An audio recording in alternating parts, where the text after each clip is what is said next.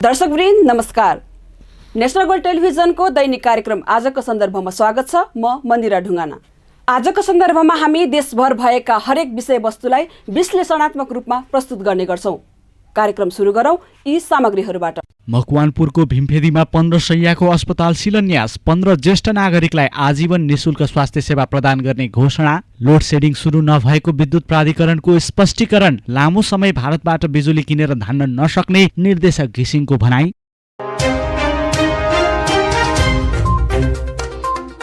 मकवानपुरको भीमफेदी गाउँपालिकामा 15 शैय्याको पृथ्वीचन्द अस्पताल भवनको शिलान्यास भएको छ। आज भीमफेदी गाउँपालिका वडा नम्बर 5 र 6 का 15 जना ज्येष्ठ नागरिकले संयुक्त रूपमा अस्पताल भवनको शिलान्यास गरेका हुन्। शिलान्यास कार्यक्रममा बोल्दै गाउँपालिका अध्यक्ष हिदम लामाले आधारभूत स्वास्थ्य सेवा प्राप्त गर्ने नागरिक अधिकारको सुनिश्चितता गर्नुपर्ने स्थानीय तहको दायित्व रहेको जानकारी दिए। उनका अनुसार गाउँपालिकाका 9 वडा मध्ये 8 वटा वडामा सामुदायिक स्वास्थ्य इकाइ भवन भएको तर एउटा वडामा निर्माणाधीन रहेको बताए। कम्तीमा पनि आधारभूत स्वास्थ्य सेवा प्राप्त गर्नुपर्छ भन्ने संवैधानिक व्यवस्था छ र यो व्यवस्था हाम्रो गाउँपालिकाको सबै वडाहरूमा पुर्याउने उद्देश्यका साथ हामीले 9 वटा वडामा स्वास्थ्य सेवा पुर्याउने उद्देश्यले सामुदायिक स्वास्थ्य इकाइहरू स्थापनाको क्रम जारी छ। एउटा वडामा हाम्रो बिल्डिङ नभएको कारणले हामीले स्वास्थ्य सेवा पुगिरहेको छैन। त्यहाँ त्यो वडामा पनि हाम्रो स्वास्थ्य इकाइ भवन शिलान्यास केही अगाडि भएको छ र त्यो निर्माणको चरणमा छ। त्यो निर्माण सम्पूर्ण पश्चात त्यस वडामा पनि हाम्रो स्वास्थ्य सेवा विस्तार हुनेछ। यो ऐतिहासिक र सामरिक महत्त्व राख्ने भीमफेदी साबिकमा यो सदरमुकाम थियो। झन्डै 40 सालतिरबाट यो ठाउँबाट सदरमुकाम हटेपछि यो ठाउँको विकास, यो ठाउँको आर्थिक गतिविधिदेखि लिएर अन्य विकासहरूबाट पछाडि परिरहेको अवस्था थियो। स्थानीय सरकार संविधानले कल्पना गर्यो र संविधानले 3 तहको सरकारको अवधारणा पछाडि बनेको स्थानीय सरकार भीमफेदी गाउँपालिका र त्यो भीमफेदी गाउँपालिकाको सदरमुकाम पनि यसै ठाउँमा स्थापित भइराख्दा हामीले विभिन्न आर्थिक विकासको क्षेत्रमा होस्, भौतिक पूर्वाधारको विकासको क्षेत्रमा होस्, सामाजिक विकासको क्षेत्रमा होस् र अन्य सामाजिक सुरक्षा लगायतका कामहरूमा हामीले हाम्रो गतिविधिहरूलाई अगाडि बढायौं। आफू निर्वाचित भए पश्चात नै अस्पताल निर्माण प्रक्रिया अघि बढाए पनि जग्गा अभावको कारण हालसम्म निर्माण हुन नसकेको अध्यक्ष लामाले बताए। विगतमा उक्त भवन निर्माणका लागि विनियोजित 1 करोड बजेट समेत फ्रिज भएको उनको भनाइ छ। हाल मिनी ट्रमा सेन्टरको विकास गर्ने उद्देश्य सहित करिब 12 करोडको लागतमा अस्पताल भवन निर्माण हुन लागेको हो। हामी निर्वाचित भएर आएको पहिलो वर्षै यो ठाउँमा हामीले हस्पिटल बनाउन चाहेका थियौं। 1 करोड रुपैयाँ पैसा थियो तर यहाँ जग्गाको अभावले हामीले त्यो पैसा फ्रिज गयो र त्यो बिल्डिङ त्यो वर्ष हामीले सुरु गर्न सकेनौं। गत सालदेखि नै हामीले धेरै प्रयासहरू गर्यौं। यो गाउँपालिकाको क्षेत्रभित्र सरकारी जमिन नहुँदा हामीलाई यो भवन निर्माण गर्न साह्रै जटिलता थियो। यो जटिलताको बीचमा पनि हामीले सबै कुरा व्यवस्थापन गर्यौं। हामीले स्वास्थ्य तथा जनसङ्ख्या मन्त्रालय, त्यसपछि NHSSP अर्थात् Nepal health sector support programme, पुरातत्व विभाग र गाउँपालिकाका सबै कर्मचारी साथीहरूको ठुलो सहयोग र सहकार्यमा यहाँका जनताले सुविधा पाउने गरी आज हस्पिटल निर्माणको एउटा शिलान्यास कार्यक्रम भएको छ। आज म खुसी छु र आज हामीले 9औं अभ्यास गरेका छौं। किनभने यो समाजमा हाम्रो समाज एक ढङ्गले भन्ने हो भने ठुला बडाले शिलान्यास गर्दा राम्रो हुन्छ भन्ने एउटा चर्चा छ। तर हामीले सोच्यौं यो समाज हरेक ढङ्गले सकारात्मक दिशामा गइरहेको छैन। समाजमा विकृतिहरू पनि छन्। हामीलाई थाहा छ हाम्रा ज्येष्ठ नागरिकहरू ज्येष्ठ नागरिकको सम्मानको निम्ति अथवा ज्येष्ठ नागरिकको अधिकार सुरक्षाको निम्ति राज्यको तर्फबाट विभिन्न संवैधानिक र कानुनी व्यवस्थाहरू भए तापनि हाम्रा गाउँ समाजमा हाम्रो समाज अलिकति फरक ढङ्गले अगाडि बढिरहेको छ। तपाईहरु सबैलाई विदित छ।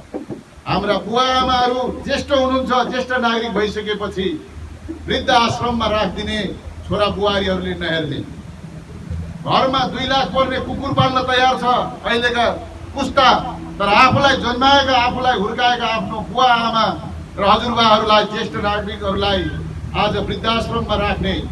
यति मात्रै होइन, ज्येष्ठ नागरिकहरू मृत्यु भइराख्दा विदेश गएका छोराछोरीले फोटोमा, मोबाइलमा फोटो राखेर हार्दिक समवेदना लेखेर विदेशबाट नेपाल नआउने चलन पनि चलिसकेको छ। यो विकृति हो। यस कारणले यो समाजलाई सुसंस्कृत समाज निर्माण गर्नको निम्ति हामीले इतिहासको रक्षा गर्नुपर्छ, इतिहासलाई सम्झनुपर्छ, इतिहासलाई हामीले सम्मान गर्नुपर्छ। इतिहास भनेको हाम्रो ज्येष्ठ नागरिकहरू हो।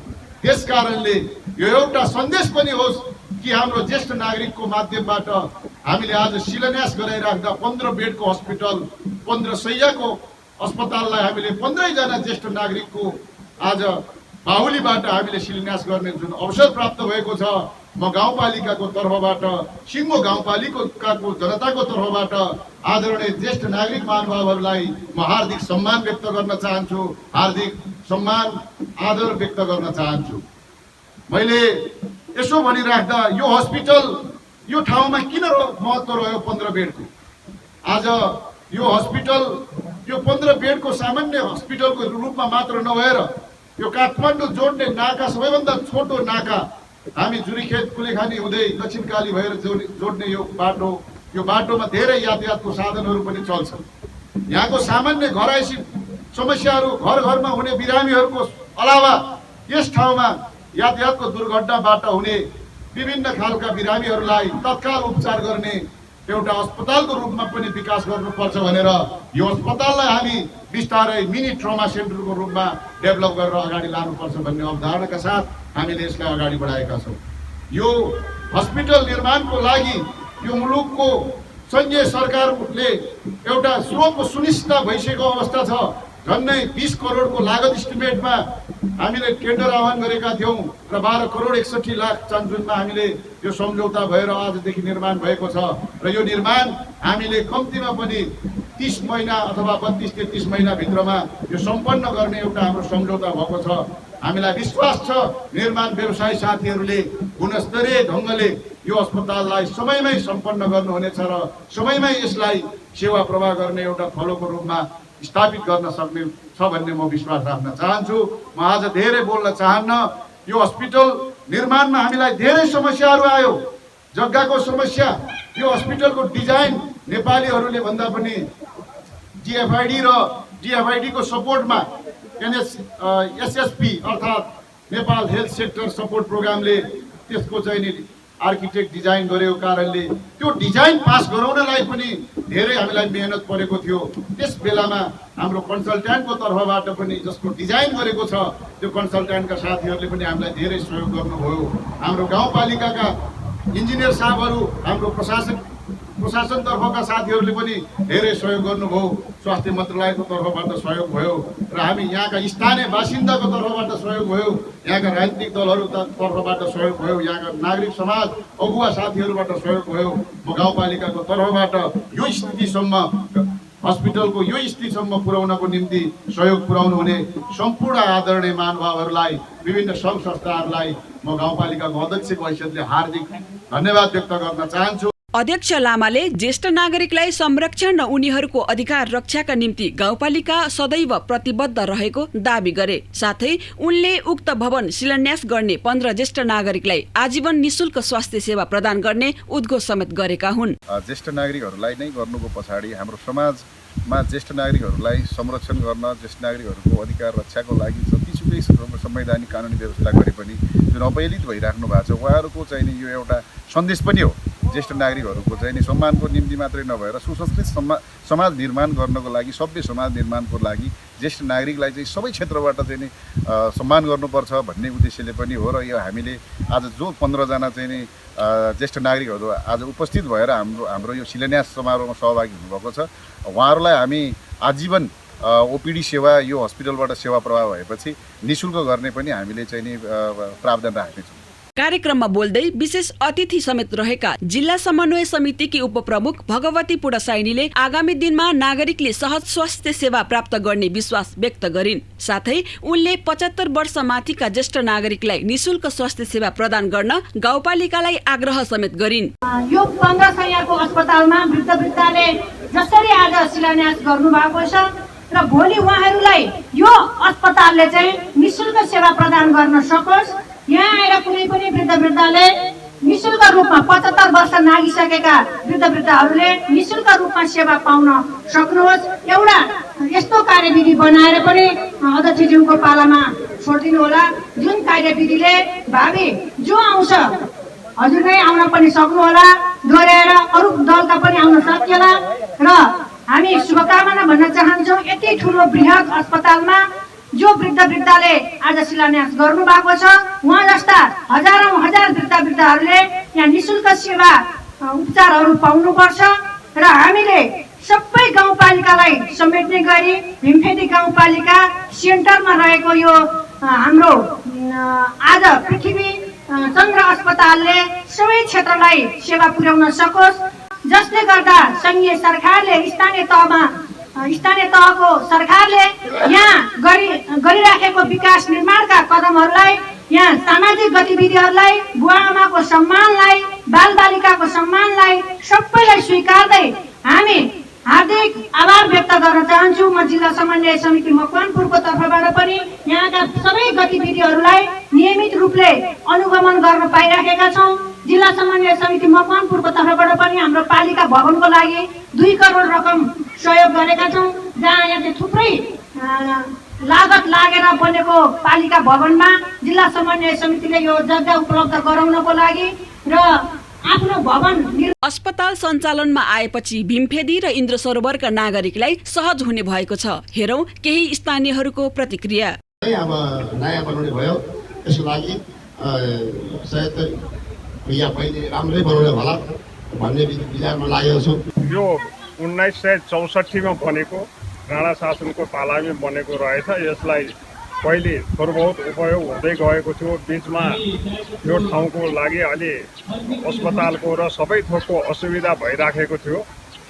अनि पुरानो अस्पतालबाट सबैले दुःख सुख काम चलाएर लिइराखेका थिए। अहिले नयाँ यहाँ 15 सयको अस्पताल बन्न लागेको देख्दाखेरि हामीहरू सानो छँदाखेरिदेखि नै यहाँ यो दुःख भोग्दै आइराखेका थियौँ। अहिले अति खुसी लागिराखेको छ 15 सयको अस्पताल बन्छ यहाँ यो ठाउँमा भन्दाखेरि, र हामीहरूले आफ्नै हातले शिलान्यास गर्न पाउँदाखेरि अति खुसी छौँ हामी।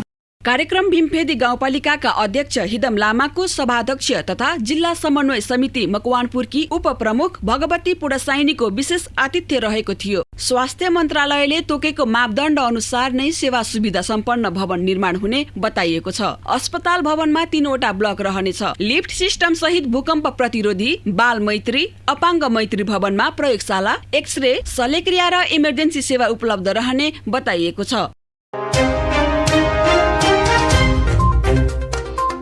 उत्पादनमूलक उद्योगहरूमा बिजुली आपूर्ति रोकिएपछि चौतर्फी विरोध खेपेको विद्युत प्राधिकरणले लोडसेडिङ सुरु नभएको प्रष्टीकरण दिएको छ। प्राधिकरणले पत्रकार सम्मेलन गरेर लोडसेडिङ सुरु भएको हल्ला सही नभएको जानकारी दिएको हो। नेपाल विद्युत प्राधिकरणका कार्यकारी निर्देशक कुलमान घिसिङले भारतसँग महँगोमा बिजुली किन्नु पर्दा प्राधिकरणलाई दैनिक 20 देखि 22 करोड रुपैयाँको अतिरिक्त व्यवहार थपिएको बताएका छन्। यही मूल्यमा बिजुली किनेर लामो समय प्राधिकरणले धान्न नसक्ने स्पष्ट समेत पारे। प्राधिकरणद्वारा आयोजित पत्रकार सम्मेलनमा घिसिङले 1 हप्ताका लागि महँगो मूल्यमा बिजुलीको जोहो गरिएको जानकारी दिएका हुन्। उद्योगीहरूलाई यो सङ्कटका बेला सहयोग गर्न घिसिङले आग्रह समेत गरेका छन्। वास्तवमा भनेको अहिलेको क्राइसिसले हेर्ने हो भने हाइड्रो पावर जति सस्तो रिलायबल पावर कुनै पनि देखिँदैन। त्यसैको हुनाले आगामी दिनमा पनि लोड सेडिङ हुँदैन।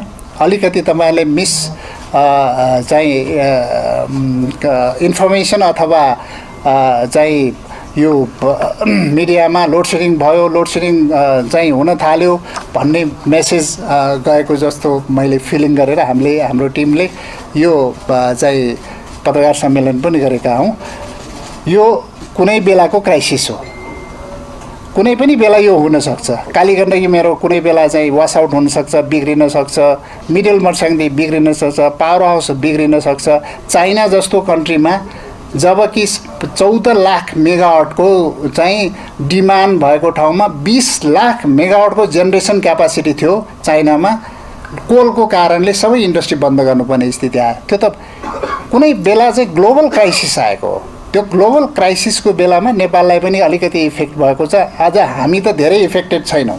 यसअघि नेपालले भारतबाट प्रति युनिट 4 रुपैयाँ 16 पैसा भारू तिरेर बिजुली किन्दै आएको थियो, जुन बढेर 9 रुपैयाँ भारूसम्म पुगेको र सोही मूल्यमा बिजुली अर्डर गर्दा बढेर 12 रुपैयाँ भारूभन्दा माथि पुगेकाले किन्न समस्या भएको प्राधिकरणले स्पष्टीकरण दिएको छ। प्राधिकरणका अनुसार आज राति 12 बजेदेखि बिजुलीको आपूर्ति सामान्य हुने र केही उद्योगमा आलो पालो गर्नु परेमा पनि आपूर्तिमा समस्या नहुने बताएको छ। घिसिङले भारतसँगको द्विपक्षीय सम्झौतामा के गर्न सकिन्छ भनेर अर्थमन्त्रीले होमवर्क गरिरहेको जानकारी समेत दिएका छन्। हवस् त कार्यक्रममा आजको सन्दर्भ यति नै। भोलि फेरि नयाँ विषय र प्रसङ्गसहित उपस्थित हुने नै छौँ। तबसम्मलाई बिदा दिनुहोस्। नमस्कार।